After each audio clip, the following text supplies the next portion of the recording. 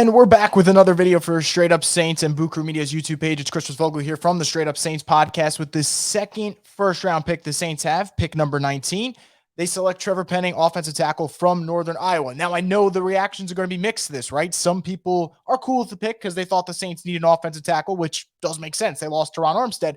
And I know there's a large portion of Saints Twitter who probably despises this pick, but I'm somewhere in the middle, right? I think the reality is the tools are there for Trevor Penning. He's got the frame that you need. He's got the athleticism you need. He has the toughness that you need to be a offensive lineman in the NFL. However, that toughness can also bite him in the ass. And what I mean by that is whether it's the Senior Bowl or whether it's just watching him play, he can get grabby. He can, generate a lot of holding calls, which is something you don't necessarily want. He does kind of let that aggression take it too far where, did you really make a good play or did you just look like a fake tough guy? Those are things that people want to know. Well, the ideal situation here is he goes to New Orleans and they coach that out of him. And I think it's possible. I think we've seen the Saints before take offensive linemen and develop them into great prospects. Now, I don't know if he's going to be a worthy successor to Teron Armstead. Hell, I don't know if there is one. Like, that's how good Teron was for the New Orleans Saints.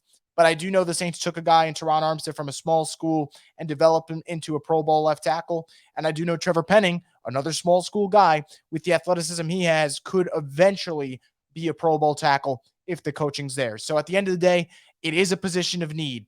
It is a guy who, let's be real, we didn't want, if for Saints fans who didn't want him, I think it was more so you didn't want him at pick 16. Well, the Saints moved up from 16 to 11. They got Olave. They crossed off the number one need, and the number one need probably for the fans. So go out, get an offensive tackle, hopefully solidify that offensive line.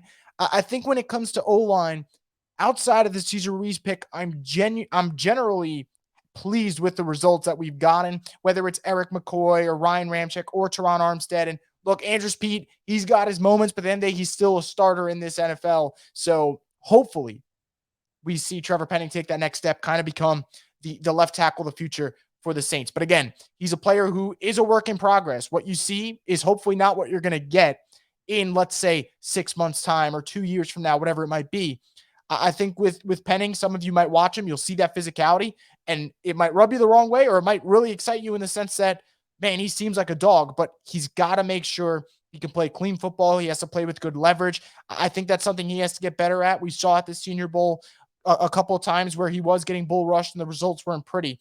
So I'm really intrigued to see how do the Saints develop Trevor Penning, because I do see the vision. I do see the vision of bringing in an athletic, large-framed offensive tackle into the picture, especially when you need one, losing Teron Armstead.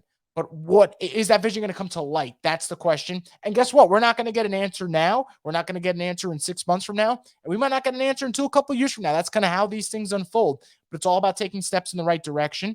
And if, you see Trevor Penning come in this year and beat out James Hurst and Landon Young for a starting job, that's a really good sign. That's a step in the right direction. I remember when Cesar Ruiz came in, we immediately started doubting, I don't know, can he beat these guys for a starting gig? Is he better than Hurst? Is he better than Clapp? Like, these were questions we're asking.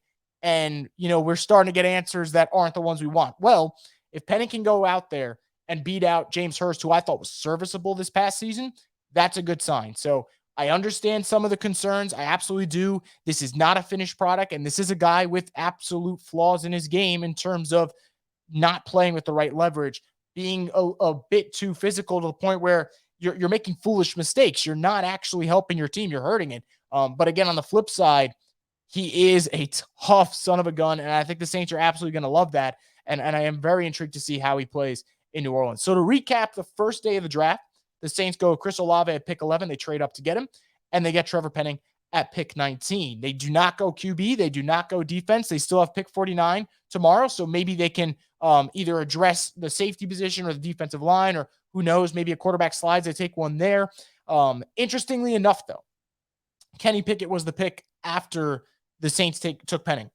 If Kenny Pickett ends up being a damn good quarterback in the NFL, we'll probably revisit this moment and be like, the Saints should have taken Kenny Pickett. But for now, it's Trevor Penning in the building, and we got to hope that he develops into a starting left tackle for the New Orleans Saints. So that's it for round one. As of now, Saints could make another move, but they really don't have that much draft capital at the moment. So most likely we get a chill for the rest of the night and then be back at this tomorrow night to see who the Saints draft in the second round. So that's going to wrap up this second video. I appreciate you all for tuning in. I hope you guys enjoyed the first round of the NFL draft. I hope you guys appreciated the picks. And if not, let me know your comments below in the YouTube section here. But that's going to do it for this video. I'll be back for more content later this week on the Straight Up Saints.